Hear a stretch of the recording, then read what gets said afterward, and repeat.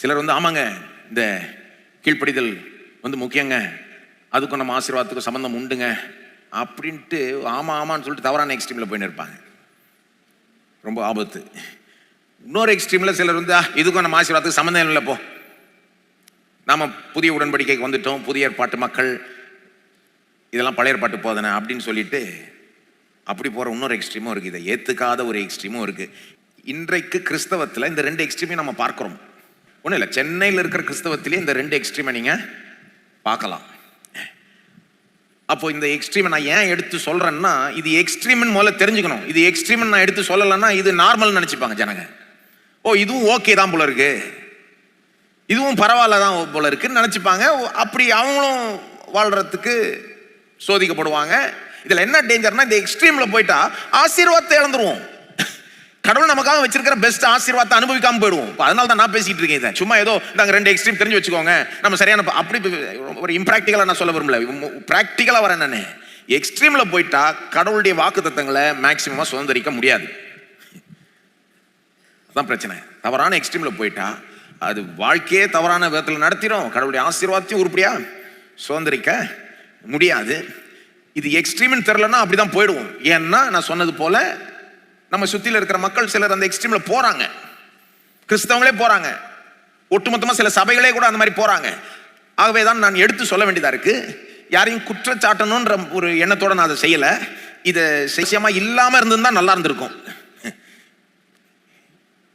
ஆனா அவசியமா இருக்குது. சிலர் இந்த எக்ஸ்ட்ரீமுக்கு போறாங்கன்றது மட்டும் இல்ல, நம்ம ஒவ்வொருவருமே வாழ்க்கையில சில நேரம் ஒரு எக்ஸ்ட்ரீமுக்கு போக சோதிக்கப்படும், சில நேரம் இன்னொரு எக்ஸ்ட்ரீமுக்கு போக சோதிக்கப்படும். அதாவது சில குரூப்புங்க இந்த எக்ஸ்ட்ரீம்லயே அப்படியே வாழ்றாங்க, இந்த எக்ஸ்ட்ரீம் அல்லது அந்த எக்ஸ்ட்ரீம். சில கிறிஸ்தவங்க வந்து சில கிறிஸ்தவங்களே எல்லா கிறிஸ்தவங்களுமே கொஞ்சம் சென்டரா இருக்கிற கிறிஸ்தவங்களுமே இப்படி சாயணும் அல்லது இப்படி சாயணும்னு சோதிக்கப்படுறாங்க. அந்த சோதனை வர்றப்போ இது தப்பு அப்படின்னு நமக்கு தெரியணும். அதனாலையும் நான் இதை போதிக்கிறேன். இது வந்து சில குரூப்புங்க இப்படி இருக்கிறாங்க அப்படின்னு மட்டும் இல்ல, நம்ம ஒவ்வொருத்தருமே ஜாக்கிரதையா இல்லைன்னா இதுல அப்படியே சாஞ்சிரும். ஒன்னு இப்படி இந்த பக்கம் சாஞ்சிரும், இல்ல இந்த பக்கம் சாஞ்சிரும். அதுதான் மார்ட்டின் லூத்தர் சொன்னாரு, கிறிஸ்தவன் வந்து ஒரு குதிரையில போயிட்டு இருக்கிற மாதிரி அவனுக்கு சென்டரா உட்கார்றது ரொம்ப கஷ்டமா இருக்குது. ஏன்னா அந்த குதிரை அப்படியே ஆடிட்டு ஸ்பீடா போறப்போ ஒன்னு இப்படி சாய தோணுது அல்லது இப்படி சாயற மாதிரி போகுது.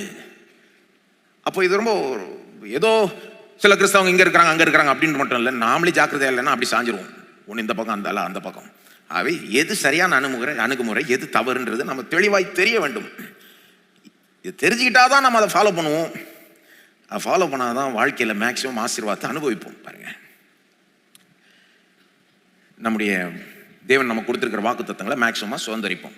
சரி, ஆகவே பார்ப்போம். திரும்ப இந்த ரெண்டு எக்ஸ்ட்ரீமா பிரிச்சு பார்ப்போம். அதாவது என்ன சொல்ல வர, நாம கடவுளுடைய வாக்கு தத்தங்களை சுதந்திரிப்பதற்கும் அவர் நமக்கு வச்சிருக்க ஆசீர்வாதங்கள்லாம் சுதந்திரிப்பதற்கும் நம்முடைய கீழ்ப்படிதலுக்கும் ஏதோ ஒரு சம்பந்தம் இருக்கு. இதை ஒரு எக்ஸ்ட்ரீம் மக்கள் என்ன சொல்றாங்க, ஒத்துக்கிறாங்க. ஆமா கரெக்டுங்க, சம்பந்தம் இருக்கு. கரெக்டா சொல்லுங்க, நல்லா அழுத்தி சொல்லுங்க. சம்பந்தம் இருக்கு மட்டும் இல்ல, அவங்க என்ன சொல்றாங்க, இதுதான் எல்லாம், கீழ்ப்படுகிறதுனால தான் ஆசீர்வாதம். அவங்களுடைய மந்த்ரா என்னவா இருக்கும்னா, I obey therefore I am blessed. நான் கீழ்ப்படிவதனாலே நான் ஆசீர்வதிக்கப்படுகிறேன். நல்ல கவனிங்க, இந்த எக்ஸ்ட்ரீமுடைய ஒரு ஸ்லோகன் மந்த்ரா என்னது, நான் கீழ்ப்படிவதனாலே ஆசீர்வதிக்கப்படுகிறேன். நான் கீழ்ப்படிவதனாலே தான் ஆசீர்வதிக்கப்படுகிறேன். அதாவது கீழ்ப்படிதல் தான் என்னுடைய ஆசீர்வாதத்துக்கே காரணம். I obey, therefore I am blessed. I receive the promises of God. நான் கீழ்ப்படிதல்னால தான் தேவனுடைய வாக்குத்தத்தங்களை நான் பெற்றுக்கொள்கிறேன். கீழ்ப்படிதல் தான் மெயின் காரணம். கீழ்ப்படிஞ்சாதான் உனக்கு எதுவுமே கிடைக்கும் கடவுள்கிட்ட இருந்து. கீழ்ப்படிஞ்சா, இந்த எக்ஸ்ட்ரீம்ல இருக்கவங்க எப்படி போவாங்கன்னா, கீழ்ப்படிஞ்சாதான் உனக்கு பரலோகம், கீழ்ப்படிஞ்சாதான் உனக்கு மன்னிப்பு, கீழ்ப்படிஞ்சாதான் தேவன் உன்னை ஏற்றுக்கொள்வார், கீழ்ப்படிஞ்சாதான். கீழ்ப்படியல்னா உனக்கு ஒண்ணு கிடையாது. போ, கீழ்ப்படியல் தான் மெயின். தேவன் சொல்றதை செய்றியா, செஞ்சாதான் உனக்கு, இல்லைன்னா எதுவும் கிடையாது. போ.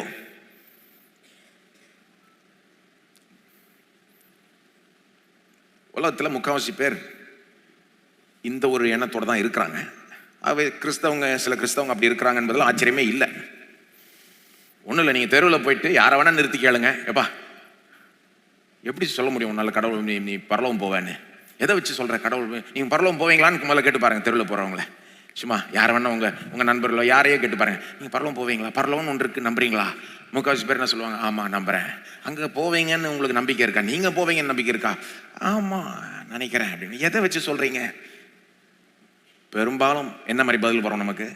உலகத்துல எங்க வேணா போங்க, யாரை வேணா கேளுங்க, பெரும்பாலும் என்ன தெரியுமா பதில் வரும்? நான் ஓரளவுக்கு நல்ல ஒரு வாழ்க்கையை வாழ்ந்து வந்திருக்கிறேன். அப்புறம் நீங்க அவங்களை இன்னும் கொஞ்சம் ப்ரெஸ் பண்ணி கேளுங்க, ஏன் நீங்க கெட்டதெல்லாம் ஒன்றும் செய்யலையா, எல்லாமே கரெக்டாக செஞ்சிட்டீங்களா? அப்படி இல்லைங்க, எல்லாரும் கெட்டது செய்கிறாங்க, நானும் செய்கிறேன், நான் பர்ஃபெக்ட் கிடையாது. ஆனால் என்ன இருந்தாலும் நான் செஞ்ச கெட்டதை விட நான் செஞ்சது நல்லது கொஞ்சம் அதிகமாக இருக்குன்னு நினைக்கிறேன். அதை பேலன்ஸில் போட்டு கடவுள் பார்க்கும்போது அதை பார்த்து என்னை ஏற்றுக்கொள்வார். இப்போ ஆக மொத்தத்தில் அவங்களுடைய நற்கிரியை, அவங்களுடைய கீழ்ப்படிதல், கடவுள் அவங்கள்ட்ட இருந்து எதிர்பார்த்ததை அவங்க செஞ்சிட்டதாகவும், இதுதான் அவங்களை கடவுளுக்கு முன்பாக தகுதிப்படுத்துகிறதாகவும் அவர்கள் எண்ணுகிறார்கள். உலகம் முழுக்க நீங்க எந்த இன மக்களை வேணா, எந்த ஆளுங்களை வேணா கேட்டு பாருங்க, பெரும்பாலும் இந்த பதில் தான் வரும்.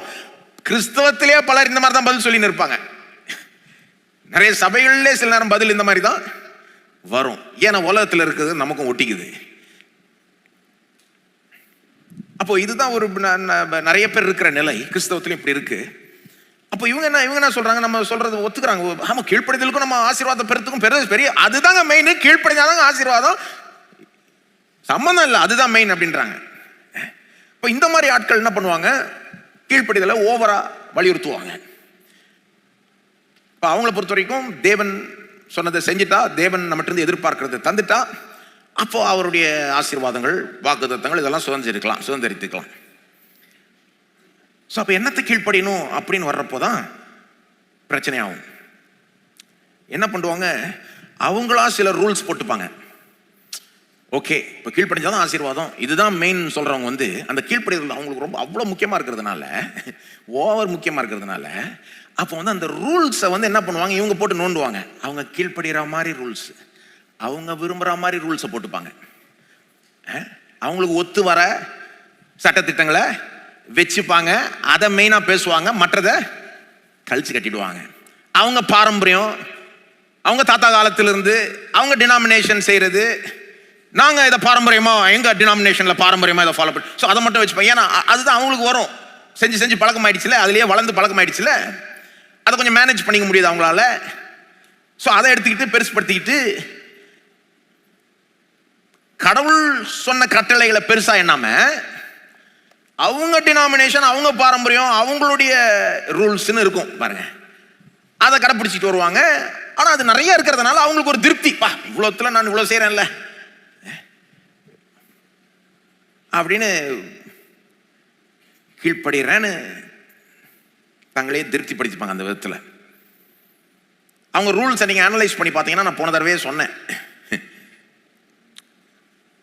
வெளிப்புறத்தை வலியுறுத்துற ரூல்ஸா இருக்கும். ட்ரெஸ் எவ்வளோ நீளமாக இருக்கணும், முடி எவ்வளோ ஷார்ட்டாக வெட்டணும், என்ன மாதிரி ட்ரெஸ் போடணும் போடக்கூடாது, வெளிப்புற ரூல்ஸ். சபைக்கு வந்தா வெளிப்புறமா என்ன தெரியணும், மேடையில் ஷூவை போடணுமா போடக்கூடாதா, அப்புறம் லைட் எவ்வளோ இருக்கணும், எவ்வளோ அடிக்கலாம் அடிக்கக்கூடாது, வெளிப்புற ரூல்ஸ்.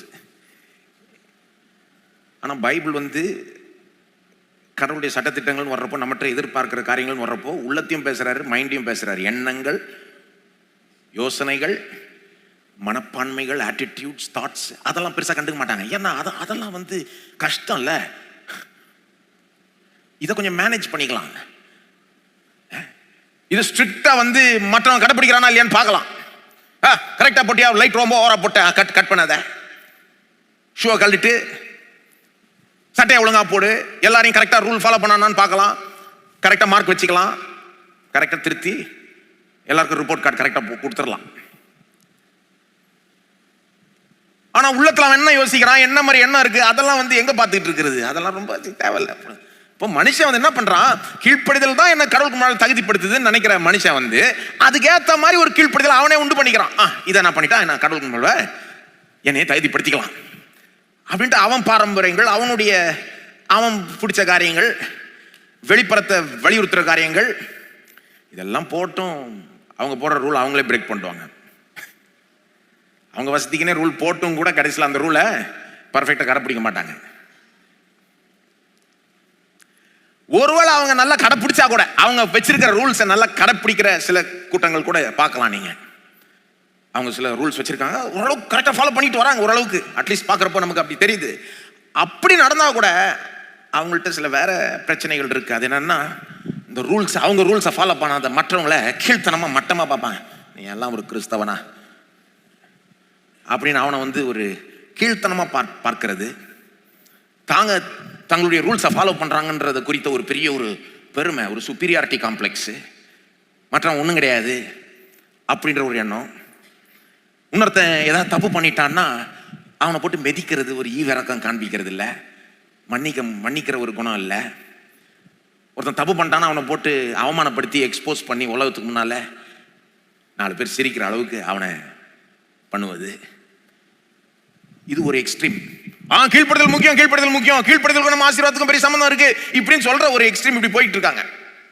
நான் கேட்கிறேன், இது உலகத்துக்கு முன்பாக இது ஒரு நல்ல சாட்சியா? இதுதான் கிறிஸ்தவ வழியான்னு கேட்கிறேன் நான். உலகம் இதை பார்க்கிறப்போ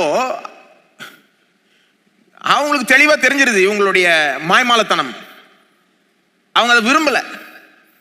இந்த மாதிரி பேக்ரவுண்ட்ல இருந்து வந்த சிலர், அவங்க பிள்ளைகள் அல்லது அவங்க பேர பிள்ளைகள் அவங்கள பார்க்கிறப்போ அவங்களுக்கு புரிஞ்சிருது இந்த மாய்மாலத்தனம். சும்மா வெளிப்புறமான ஒரு பரிசுத்தத்தை இவங்க வெளிப்படுத்துறாங்கன்றது பிள்ளைகளுக்கு புரிஞ்சிருது, பேர பிள்ளைகளுக்கு புரிஞ்சிருது. இது வேணாம், தூரமா ஓடி போயிடுறாங்க இதுல இருந்து. வெளியாட்களுக்கு புரியுது, உள்ள இருக்கிறவங்களுக்கு தான் புரிய மாட்டேங்குது. வெளியாட்கள் பார்க்கிறப்போ இது என்னங்க இது, இந்த மாதிரி பரிசுத்தம் வேணான்றாங்க. பரிசுத்தம்ன்ற பேர்ல மற்றவங்களை கீழ்த்தனமா பார்ப்பது, நடத்துவது, ஒரு ஈவரக்கம் இல்லை, வாழ்க்கையில சந்தோஷமும் இல்லை. இந்த எக்ஸ்ட்ரீம்ல இருக்கிறவங்களை நீங்க பாத்தீங்கன்னா கீழ்ப்படிதல் தாங்க மெயின் அப்படின்ற வாழ்க்கையில் பெருசா ஒரு சந்தோஷமே இருக்காது. ஏன்னா எப்ப பார்த்தாலும் அவங்க கீழ்ப்படியை பார்க்கறாங்க, ரூல்ஸை ஃபாலோ பண்ண பார்க்கறாங்க. ஆனா அவங்களுக்கே தெரியும் அவங்க வந்து பர்ஃபெக்டா ஃபாலோ பண்ணலன்னு. ஆகவே எப்பவுமே ஒரு சந்தேகத்தோடவே வாழ்றாங்க. கடவுள் ஆசீர்வதிப்பாரா, கடவுள் ஏற்றுக்கொள்றாரா? அந்த சந்தேகத்தை போக்குறதுக்கு என்ன பண்ணுவாங்க, நான் மற்றவனோட பெட்டர் அப்படின்னு சொல்லிப்பாங்க, காமிச்சிப்பாங்க. என்ன மட்டும் பார்த்தா எனக்கே சந்தேகம் வந்துடும். ஐயோ, நம்பிக்கை விட்டுரும், கடவுளை என்ன எங்க ஏற்றுக்கொள்றேன், ஆனால் என்ன பண்றது, சரி அவனோட நான் பெட்டர் போ அப்படின்ட்டு மற்றவனை குற்றம் சாட்டுறது. அந்த எக்ஸ்ட்ரீம்ல இருக்கிற ஜனங்க வந்து தேவனுடைய வாக்குத்தத்தங்களை பெருசா வந்து அவங்க வாழ்க்கையில் அனுபவிக்கல. அந்த எக்ஸ்ட்ரீம்ல இருக்கவங்க வாக்குத்தத்தத்தை பெருசா பேச மாட்டாங்க, கீழ்ப்படுதலை தான் பெருசா பேசுவாங்க. வாக்கு பண்ணப்பட்ட காரியத்தை பெருசா பேச மாட்டாங்க, கட்டளையை தான் பெருசா பேசுவாங்க. அந்த கட்டளையை செய்யறப்போ கூட ஒரு கடமையா தான் பார்ப்பாங்களே ஒழிய அதை சந்தோஷமா செய்ய மாட்டாங்க. இந்த எக்ஸ்ட்ரீம்ல இருக்கிற ஜனங்களுக்கு என்ன பிரச்சனை, அல்லது இந்த எக்ஸ்ட்ரீம்ல போனா நம்ம யார் வேணா இந்த எக்ஸ்ட்ரீம்ல சாயறதுக்கு வாய்ப்பு உண்டு, ஜாக்கிரதையா இருக்கணும். இந்த எக்ஸ்ட்ரீம்ல போனா என்ன பிரச்சனைன்னா, பல பிரச்சனைகள்.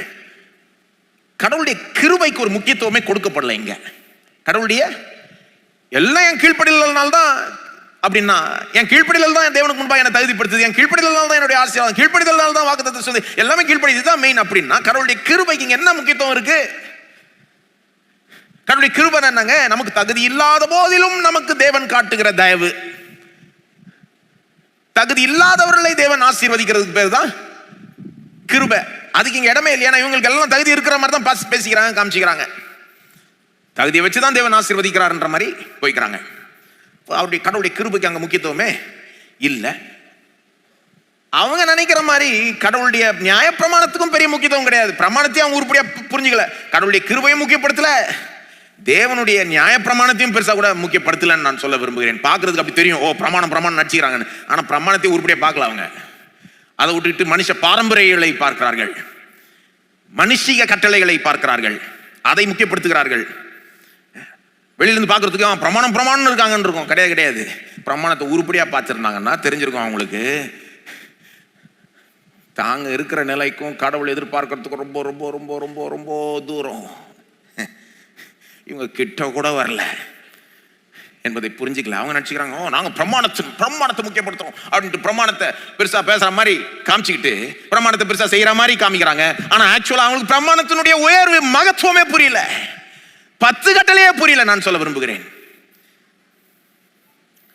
10 கட்டளை ஒரு மனுஷன் நல்லா புரிஞ்சுக்கிட்டான்னா முதல்ல என்ன உணர்வான், ஐயோ தேவன் எதிர்பார்க்கிறது எவ்வளவு தூரமா இருக்கே, நான் கிட்ட கூட வரலையே.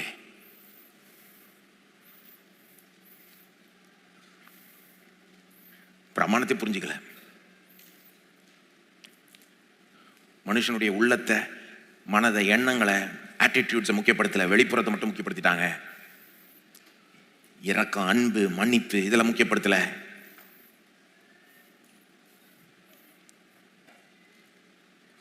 இது ஒரு நல்ல சாட்சியான்னு நான் கேட்கிறேன்.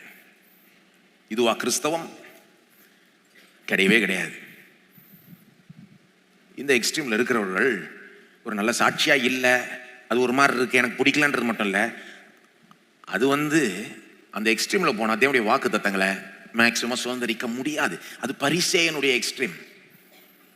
பரிசேன், வேதபாரகன்.